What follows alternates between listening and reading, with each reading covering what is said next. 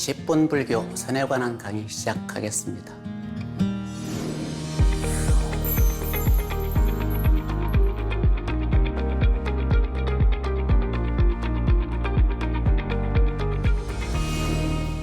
이전 시간에는 중국에 처음 선법을 전했던 보리달마가 중국 땅에 온 까닭, 중국에 놀러 온 것도 아니고 누구를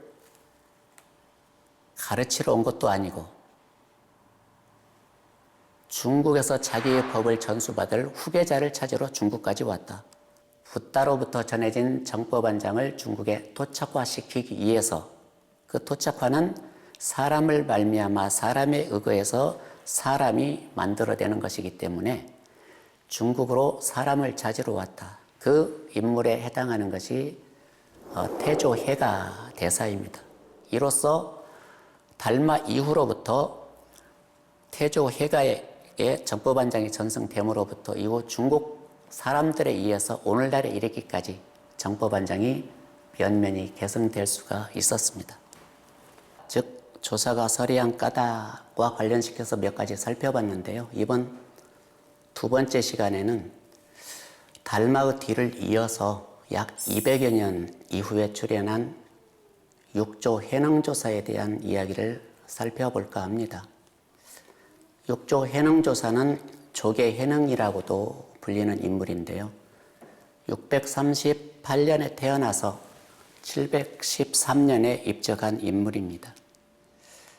달마대사가 500년대 초에 중국에 왔다는 것을 감안해 보면 약 200여 년 뒤에 활동했던 인물임을 알 수가 있습니다. 육조 해능대사는 중국 선종사 1500년 역사에서 평가받기를 달마대사가 서너 종자를 가지고 와서 파종을 했다. 그런 평가를 받는다면 해능조사는 달마가 파종한 서너 종자를 중국 땅에 뿌리내린 토착화시킨 장본인으로 평가를 받습니다. 즉 달마가 파종한 선법의 씨앗을 면면히 계승하여 육조 해능조사가 뿌리를 내리게 역할을 함으로써 이후 아주 굳건한 선종 문화가 이루어지고 꽃이 피고 열매가 맺게 된다는 이야기입니다. 육조 해능조사에 관한 사상 그리고 육조 해능조사에 관한 행장 즉 일대기죠. 이러한 내용은 육조단경이라고 하는 책에 잘 수록이 되어 있습니다. 육조단경은 특이하게도 선사의 어록임에도 불구하고 경자가 붙어 있는 것이 특이합니다. 우리가 상식적으로 알고 있기에 부처님의 설법에 대해서만 경을 붙이는 것이 상례인데 선사의 어록임에도 불구하고 단경이라고 해서 경자를 붙인 것은 그만한 해능조사의 권위를 인정해 준 결과이기도 합니다.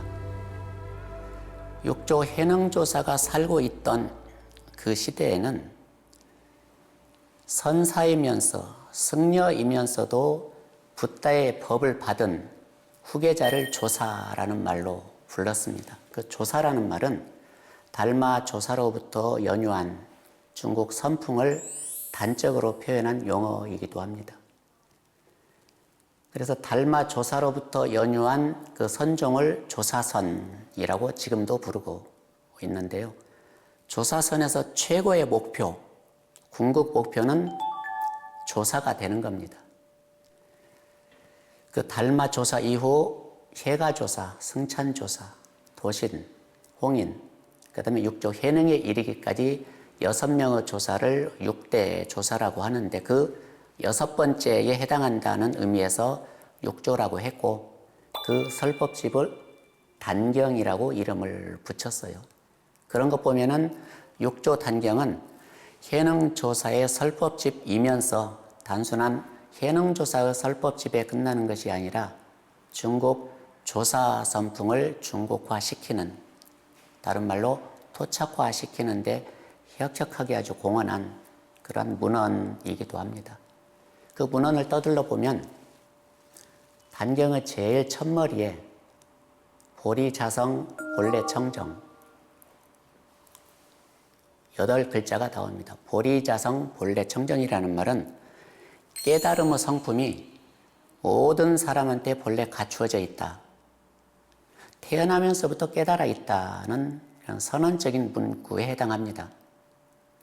중국 선종에서 특히 본래 깨달아 있다는 사상을 주장한 것이 그 어떤 종파보다도 특화된 하나의 특징이기도 합니다. 일반적으로는 열심히 수행을 해서 그 수행의 결과로서 깨달음을 얻는다고 생각하기 쉬운데 이 선종에서는 수행 이전에 이미 깨달아 있다는 주장을 펼칩니다.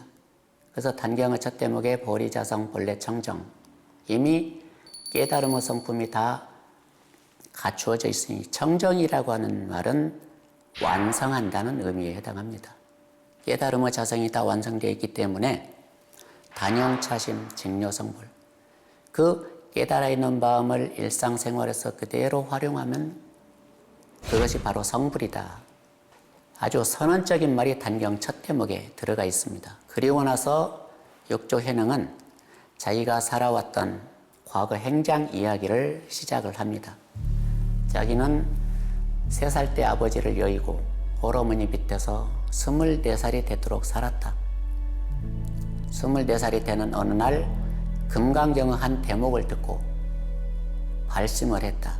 그 대목이 널리 알려져 있는 응무소주 이생기심이라는 대목입니다. 이 말을 듣고 발심을 해서 출가를 하고 싶었는데 홀어머니가 계셨기 때문에 감히 출가를 하지 못하고 고민을 하고 있던 때입니다.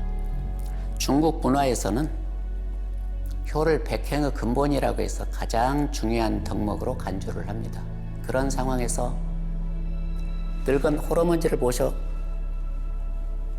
모셔왔지만 더 이상 모시지 못하고 출가를 한다, 이건 있을 수 없는 일이에요.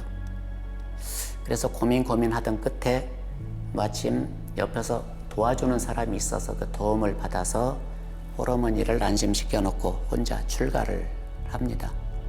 출가해서 그 당시에 오조 홍인조사를 찾아가는데, 홍인조사를 찾아가서 700명이나 되는 기라성 같은 많은 다른 사람들을 제치고 아직 행자의 신분으로 있던 해능이 오조 홍인조사의 인가를 받게 됩니다. 인가를 받는 첫째 조건은 깨달음을 얻어야만 가능합니다. 아무리 범답이 많고 인물이 잘나고 경력이 많다 해도 깨달음을 얻지 못하면 인가를 받을 수가 없습니다. 그러나 해능은 홍인조사를 찾아온 지 8개월 만에 홍인조사로부터 깨달음을 인가받았기 때문에 인가의 증표로 제시되는 의발을 받게 됩니다. 그 의발이라면은 석가모니 부처님께서 걸쳤던 가사, 그리고 석가모니 부처님께서 쓰셨던 바루, 가사와 바루를 가진 사람이 부처님의 후계자다. 조사라는 지위를 상징적으로 보여주는 물증이 의발에 해당합니다. 홍인으로부터 의발을 받은 해능은 다른 사람들이 도저히 인정을 해주지 않았기 때문에 도망을 갑니다. 그로부터 16년간에 걸쳐서 온갖 고난을 다 겪은 끝에 16년째 되던 날 드디어 39살의 나이에 계를 받습니다. 24살에 출가해서 39살에 계를 받고 그때서야 정식으로 제6조 대사로 등극합니다. 그 6조 대사로 등극한 이후에 본인의 인연처를 찾아서 여기저기 물색하다가 드디어 조계라는 지역까지 찾아옵니다. 그때가 40살 때에 해당합니다. 그 조계에서 76세에 이르기까지 약 37년 동안 줄기차게 설법한 내용을 그 제자 법회가 모아서 기록한 책이 단경입니다. 그 단경에는 무수히 많은 사상이 들어 있습니다만은 그래도 놓칠 수 없는 사상 한두 가지를 든다면 첫째는 마음법문으로 일관해 있다는 겁니다.